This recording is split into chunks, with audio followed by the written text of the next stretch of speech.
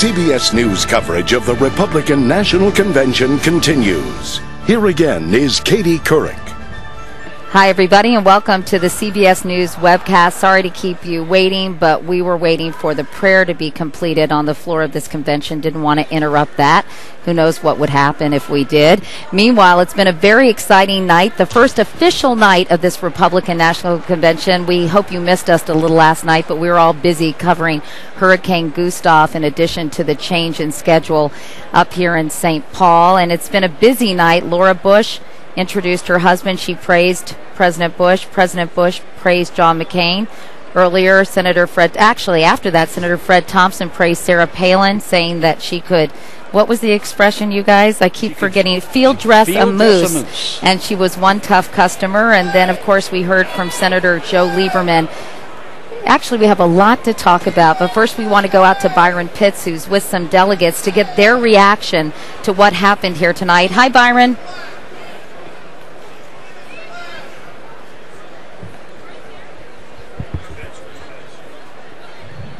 Actually, are we having audio problems? Okay. You know what? Hopefully Byron is enjoying his conversation with that gentleman, because we're going to have to get back to him. He probably doesn't realize we don't have audio, but we'll go back to Byron in a moment. First, I know you guys are chomping at the bit to talk. Bob Schieffer and Jeff Greenfield are sitting here next to me, but I want to ask Joe Trippi about Joe Lieberman, the two Joes. Okay, Trippi, what do you think the Democrats are thinking as they watch Joe Lieberman, the former Democratic vice presidential nominee turned independent, as I mentioned, now supporting John McCain, basically calling Barack Obama a fine, eloquent young man or something along those lines, kind of diminishing him? What are the Democrats thinking about a guy who's still a member of the Democratic caucus? Well, you got to sort of follow the circuitous route. Joe Lieberman didn't leave the Democratic Party. He was defeated in a Democratic primary in Connecticut and then had to run as an independent to hold office with Republican votes, I might add. So when he came back to Washington as an independent, he wanted to caucus as a Democrat. They let him do that for a lot of different reasons, but in the end, for him to come here tonight and say he was doing it because it was time to move on and not put his party first was just not, it's just not going to ring true to a lot of Democrats in Washington who are already, their nerves were already frayed by a lot of statements he's made. I think this is going to put him over the top, really anger them. Yeah, what do you think, Bob and Jeff? Do you think that the Democrats are going to be like, enough already? If they have only a one-vote majority, and it takes Joe Lieberman to make them a majority in the Senate, so they need him. They'll keep him. If they get a 2 or 3 vote majority, he may have to look elsewhere for a chairmanship. Yeah, but I think the most remarkable thing about tonight is if you want to know how depressed the Republican brand is and how much they need to go beyond that and to redefine the party, they not only invite Joe Lieberman, which makes sense. He and McCain are close. McCain told me 4 years ago if Lieberman had been the presidential nominee of the Democrats, McCain, would have had a real problem. But the idea that you come to the Republican convention, you praise Bill Clinton, who is the symbol of all things evil to the Republicans for the last 15 years, and they don't drive Joe Lieberman out of the hall. He got a nice hand. He did. He got a nice, respectful hand. It tells you something very important. I mean, there were just a couple of lines. He attacks corrupt Republican lobbyists, which McCain went after. He attacks corporations which cheat the taxpayer. I will tell you, it's been a long time, maybe since Teddy Roosevelt, 100 years ago or 104 years ago, that a Republican convention has heard that kind of language, and it just shows you they've got to go beyond their base. Well, it plays into the whole mantra of John McCain being country first. Absolutely. He is bipartisan. It doesn't matter what affiliation he is. He's crossed over, so to speak, and has made things happen with the opposition. Absolutely. I mean, the idea that you go to a political party convention and attack the whole nature of parties. That quote from 200 years ago from Washington says we shouldn't have any political parties. I think if John McCain is going to win, it's going to have to be on some sort of a unity government kind of platform. And if you do that, you can't trash the other party that much, right? But I tell you what I find is interesting is Bill Clinton getting applause at a Republican convention is how little credit we're giving members of the United States Senate. I mean, here we've got a United States senator heading up the ticket, but every speaker now is getting up here and talking about, but you really got to have that experience as a governor. Which probably goes back to Sarah Palin, who we will discuss in a moment. But guess what? Byron is ready. He changed his battery. batteries. Now he should be the ever-ready bunny for the rest of the night. Byron? Hey, Katie, we're with Bill Beddoes. He's from Allen Park, Michigan, a suburb of Detroit, a lifelong Republican. First question, Bill, how did it hit you to hear Bill Clinton, of all people, praised at your convention? A little surprised. He says with a smile. Yep. What did you think of Joe Lieberman's speech? Excellent speech. Now, you were saying before that you thought that Governor Palin was key to carry Michigan, which is now considered a swing state. Why so? Because Governor Palin is a real person with real situations. They're normal people, and they're not Washington insiders. And I think that's what Michiganders are looking for. Your party proudly presents itself as the family values party. The issues in her family right now, are they consistent with that position that your party has tried to take for so many years? Well, obviously she has some problems and some issues in her family, but she's a very strong woman, and she's going to do an excellent job as vice president. Okay, was that answering my question, or was that... I think it was. All right, sir. Thank you so much, Bill. I appreciate it. You're welcome. Thank you. Thank you, sir. Katie, now we have Kendall Unruh, who we spoke with earlier. Right. We'll talk to you more about Governor Palin. You were saying how for you that was key. You were sort of lukewarm on John McCain, but when he selected her, that energized you for his ticket. Why so? It did because of her life story, the fact that she chose to carry a son with disabilities to full term. I'm the mother of a child with disabilities, and I understand the character that breeds, and I understand that the heroic effort that takes in order to make that decision. And she modeled that for her daughter, and now her daughter is following in her footsteps in a pro-family way to carry to term her own grandbaby. And so she is the face of our party. She is the people that pro-life people can look to and say, not only does she talk it, but she actually walks it and models it in her own personal life. She's a heroine for us. Did that situation with her daughter, with her pregnancy, give you pause at all? No. In fact, it endeared me even more, because it's one thing to try and infuse values into a child, and we hope and we pray that those kids are going to grow up in the way that we train them. But you know what? We all have free will. We all have free choice. And the fact that she supported her daughter with the consequences of an ill choice and supported her in the face of embarrassment. I mean, let's face it, this is an embarrassing situation for her in the executive position that she now carries. So she has truly endeared herself even more to those of us in the pro-life arena. Prior to Palin, how would McCain have figured in Colorado, you think, and what are his chances now? McCain's going to take Colorado now because he's energized the values voters, which he needed to turn out as a base in Colorado to do the work. As you know, we're the ones who go out and we walk the precincts, we man the phone banks, we lick the envelopes, and we fundraise. And turning out that vote was critical to a swing vote state like Colorado. So he was struggling before. He's got a slam dunk trump card. We won in Colorado. And it's going to help all the down ticket races also. We have a great Senate race there with Bob Schaefer. It's going to actually help him. Okay, use basketball card playing is another sports analogy you want to use? I'm sorry? You use playing cards and you use basketball analogies anymore? You know what? Stay tuned for Palin Pandemonium tomorrow night, okay? All right. Thank you, ma'am. Katie, you heard it here. Back to you. All right, Byron. Thanks very much. We're going to go to Dan Bartlett now. Palin Pandemonium, and they really set her up tonight quite well. I thought Fred Thompson really emphasizing her story, her values, her tough-mindedness, Dan. But who are they trying to attract with Sarah Palin? Bob and I were talking earlier. A lot of Hillary Clinton supporters are pro-abortion rights. She is very extreme on her position on abortion, doesn't believe in it, even in cases of rape and incest. So they are out. But I think they really are going to try to get the female vote. What kind of women are they targeting, Dan? Well, I think it's millions of American women who are at home, struggling with the daily chores of not only taking care of kids, but many of those millions of American women also work. The constant struggle between profession at the workplace and profession at home and taking care of children. And, quite frankly, my brief travels between the two conventions, I did hear what you would consider normal people in airports and things like that really talking about it. And I don't think we can lose the fact of another strategic interest here by the McCain campaign, and that was to shake up the race, which speaks to a lot of their strategic thinking right now internally, that while they like the fact that the polls have closed, they also recognize that they can't run a conventional Republican campaign. And what you saw here is the full playbook on display. That is John McCain's biography up against Barack Obama's biography. They think if they can boil this race down to those two, that battle, so to speak, they will win. And that's why you heard Fred Thompson. That's why you heard from a very rare voice on the floor of a Republican convention, as people have pointed out, and Joe Lieberman making that case. So I think they got off to a pretty good start tonight in that regard. And but the Palin book will be, the final chapters of the Palin book will be written by her herself. Yeah, a lot of pressure, Dan.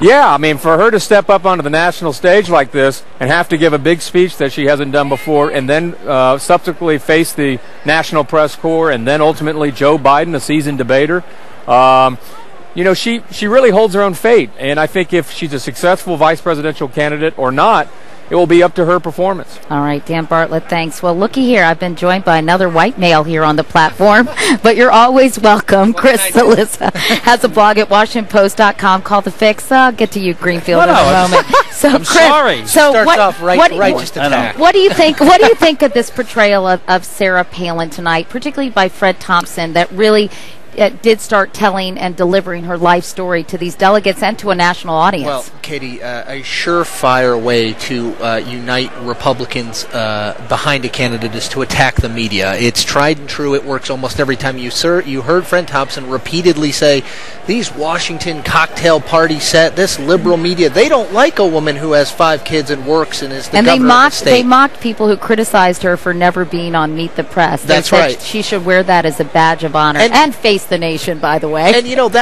I think that's the way that they are going to try to introduce her. Use her, what could be perceived as a weakness, the fact that she isn't a totally unknown commodity on the national scene, as a strength. She's not a known commodity on the national scene because she's been busy reforming Alaska. They're going, that's, I think, a fundamental lesson of politics. You try and use weaknesses and turn them into strengths and turn them into weaknesses. Political judo. I think we're talking about all the pressure she's going to be under tomorrow night when she speaks.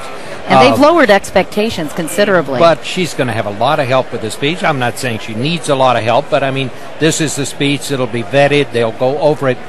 The problem for her and the real challenge for her is when she goes out to campaign by herself as the vice presidential candidate and gets this relentless scrutiny. I mean, everybody says something they don't mean to say. I mean, including John McCain. Well, what about in interview situations as well, exactly. Bob? At some point, they're going to have to make her available to be interviewed. And they hopefully. They are training her very well. I should announce that on Sunday, Bob Schieffer and I are going to field dress a moose just to undercut this media elite, right? I'm embarrassed to say I didn't even know what that meant, but I guess it means to gut the moose and prepare it to be. Yeah, I only know because of my Texas in-laws. I would not have known. My Connecticut roots would not have had me know that. Wait, by the way, the Friends of Bullwinkle are extremely angry with this. The FOBs. Absolutely. There are no moose in Texas. Let me ask Chris, since this is a webcast, and obviously he's got a blog, and I want to talk to you about the role of, and then we're going to take some web questions. So you guys hold on if you're waiting for your web questions. What's the role of the internet in pushing this Sarah Palin and her daughter's pregnancy story out to the forefront? Well, it was the origin of getting this story, I think, out. I'm not sure when the McCain campaign or Sarah Palin would have liked to get it out. The McCain campaign insists that they knew about this when she was vetted, that this was not a disqualifier for John McCain. But it did come in response to some blogs, liberal blogs primarily, that were forwarding much more nefarious rumors than they felt they needed. Pretty nasty, scurrilous stuff. Absolutely. And the issue now, though, Katie, is that it doesn't get ignored anymore. It was linked on the Drudge Report, then it became something that organizations like my own, the Washington Post, you have to consider, okay, how do we now pursue this? It has reached a level where ignoring it is no longer acceptable. And so I really think that you saw that sort of bottom-up way that this story came about. Okay, let me get to some web questions because we don't have a lot of time. I wish the show were 2 hours, and I'm sure you watching at home, I'm sure you wish it too. All right, so let's go to Joe Trippi because this is a question from Yvonne from Minnesota. Joe, you there? I sure am. Okay, hi, Joe. The question is, regarding Sarah Palin's daughter pregnancy, would this be an issue if the vice presidential choice was male? Can you repeat it? Okay. Are you stalling? Okay.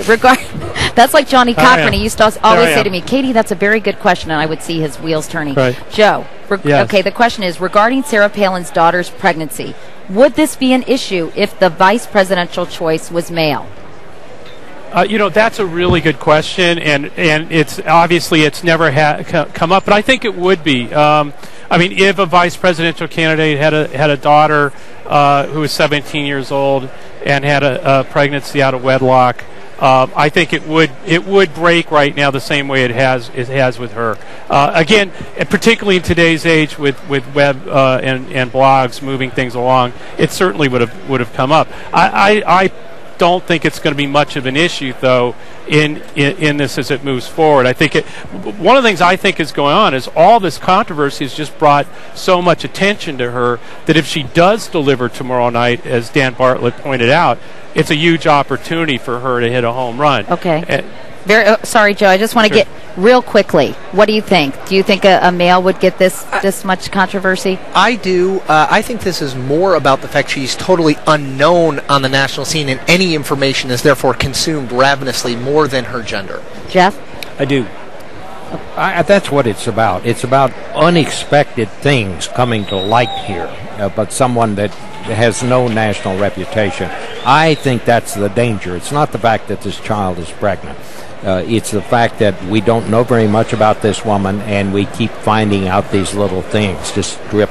Lindsey Graham earlier said it was sexist to question whether she could handle the job of vice president, given the fact that she has 5 children, an infant with special needs, and is going to be a grandmother with a 17-year-old daughter. Now that's a different story. Now, let me ask you guys, do you think that's sexist? It's a very difficult question for a man to answer, but I know one thing. What you just outlined, this woman has many challenges ahead, and I would also say, Katie, this family also has an 18-year-old who's about to go to Iraq. They're going to have a lot of things to be worrying about and dealing with. I think it would be a challenge to anyone, man, woman, whatever. Okay, let me go to a couple more internet questions. Is that okay, Rick? Okay. Brenda from Warwick, New York wrote, this is for Dan, but Dan's left, right? So anybody can answer this. How does the McCain campaign answer critics who will now point out Sarah Palin's stance on not teaching sex education in schools in light of her teen daughter's pregnancy? That's come up already, and what her most ardent supporters are saying is that this is absolutely irrelevant because people make mistakes. The argument that, well, that proves that abstinence-only sex education doesn't work. What they're saying is this young woman made a mistake, and it's being handled the right way. But might she not have made a mistake if she had been educated and maybe had comprehensive sex education? I think the folks on the other side of the divide are going to say, and are already saying, exactly that one of the things you have to teach teenagers is if you're going to take a risk, minimize that risk. That's already been surfaced. But, Katie, just one quick thing. I do think, and you saw Barack Obama do this yesterday, he recognizes that this is potentially dangerous territory for him. What he essentially said is, this is a private matter that we respect. So I don't think you're going to see anything coming out of the Obama campaign on this sort of thing. I think they leave it up to sort of Democratic activists to make that point, but they are going to, I think, largely stay away from it. You may remember that Nicole Wallace said to you, she kept calling the Democratic blogs that raise these issues, not liberal, not left, but the Democratic blogs. So I have a feeling that on that side they're going to point to this as a way of saying they're piling on, they're being unfair, and they're smearing this woman. Okay, you guys stay put because I'm going to come on in, you guys. It's a webcast, so we don't have to be super polished, obviously. All right, right now I have Will. Come on, Will, you can stand here. And then it's Esther Clark. Hi, Esther. Katie Couric, nice to meet you. Hey, Will, you can stand up next to Will if you don't mind, Esther. Now, you guys are Christian conservatives. You're in your early 20s. You're here as delegates to this national convention. Well, Esther's a delegate. I'm here just as a volunteer. And we wanted to talk to you all because, the Obama campaign has attracted a lot of young support. And we wanted to find out more about young people supporting John McCain. Tell me why you feel strongly that he should be the next president. Well, John McCain has pretty much spent his entire life service, or as far as being a service to this country, whether by the military or in Congress, within the Senate. And so to kind of see what he's done, the strides that he's made to not only stand for what he's believed in, but to go against his party on a lot of issues. And as far as being a conservative, I'd rather take as far as certain things that maybe he hasn't done, or certainly he has gone against, than to go on the other side with Barack Obama, who has been wildly liberal in his voting stance since the day he took office, whether it's back in Illinois or here. So, did you feel that the selection of Sarah Palin, Esther, has solidified evangelical Christians behind John McCain in a way they were not before? Yeah, absolutely. A lot of my parents' friends, who they like McCain, but little not gung-ho, they after that came out, they just were very, very excited. I mean, she's a very strong pro-life, a strong woman, a strong leader, puts her family first. I think it's definitely completely changed just the dynamics. Yeah, if you could turn your face this way just a little bit. How did you feel about the revelations about her daughter? That has gotten a lot of attention. People say it's a personal issue. We got some emails from folks saying, knock it off, enough already about Bristol Palin and her pregnancy. But I'm just curious about your take on that. I think it's sad that it's coming up. She's a 17-year-old girl in the state cabin. It's not a parent's fault. I mean, I know, like, for my parents, they do the best they can. And, when a kid messes up, all you can ask the parent to do is to be there, to love them, to support them. And I think it shows Sarah's a real person. She has, a real family. They have real issues to deal with. And she can still be governor and still be there for her daughter. And I think she's an incredible lady. And I think, her daughter is definitely going through a tough time, and I think, people are always, I think it's sad. People should stop giving her a hard time. She's 17, she's trying to do the right thing, she's keeping the baby. It's going to be tough for her for a few years, and she needs not only her parents' support, but she needs the nation to stop getting in her face. And how do you feel about her as a selection, and what appeals to you about Sarah Palin? Sarah Palin, I mean, her nickname being the Barracuda just says enough about her tenacity to go against a lot of odds, definitely within her state. She has been she's an independent thinker, but she was a pro-lifer all throughout her time as mayor and as governor. I mean, she was excited this party. She was excited, as far as like our base, and we're ready to go. All right. Well, Will Crosswell and Esther Clark. Did I get everybody's name right? Thank you guys for coming by tonight. Appreciate it. Are you going to do anything fun tonight? Absolutely. Maybe. Really? Tell me. Where's the party? We don't know yet. We're Really? Find out. Where are you going to go, Katie? I think I'm going to go back to my room and go to sleep. I'm really fun, real party animal. You guys can walk in front of the camera. It's okay, because I don't want to keep you. All right, in closing, because we're out of time. Rick, it's the web. You don't have to stick to time cues that much. Oh, we do. The web? Who's the web? The World Wide Web wants it over? Hi, this is Mr. World Wide Web. Please wrap it up. Okay, so in closing, you guys, I wish I could do this during the real broadcast, but of course I can't. In closing, let's talk about what we're looking for, or what people are going to be looking for tomorrow night. Sarah Palin. Just a final thought, okay? Leave me alone. Bob, what do you think tomorrow will bring, and what does she need to do, I guess, is the question. Not make a mistake, I think, would be the number one thing. And well, it's going to be a pretty controlled environment. She's unlikely to do that, right? But I think not make a mistake. Okay.